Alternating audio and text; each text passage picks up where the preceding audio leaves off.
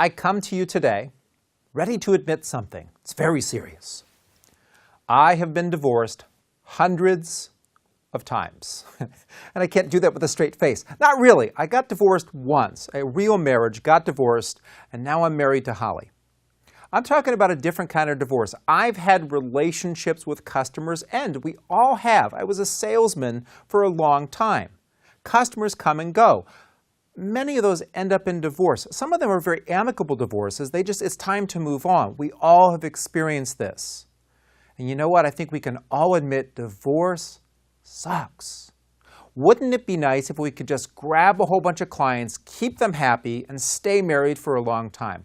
Well, guess what? We can, and we can do it even better if we just follow a couple simple ideas. What happens in a marriage is people start taking each other for granted. In an actual marriage between two people, they stop asking each other about their day, stop paying attention, stop the sweet nothings, and the marriage starts to fail, die, suffer, or something. The same thing happens in business marriages as well. So let me give you these couple of tips now. It's really just a couple questions. You can ask something like, "How was your day, dear?" Just don't say it exactly like that to the customer. You'll say, "How have things been going? How's business?" But let's go a little bit better than that.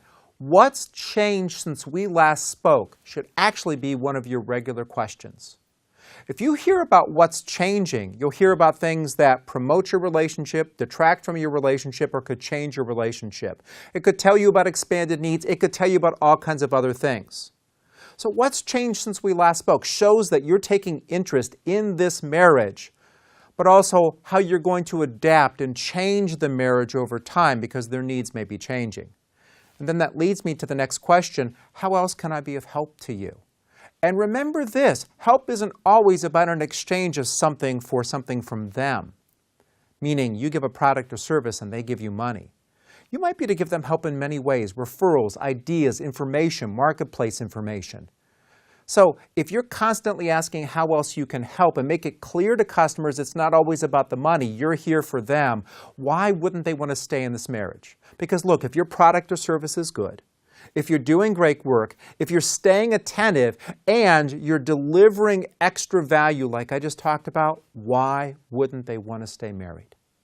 Great marriages take work at the home, and they take great work at work too. So work your marriages, because look, while some of them will need to end in divorce, if less of them do, that's less labor intensity, great relationships all around, and everybody's incredibly happy because they're not getting divorced.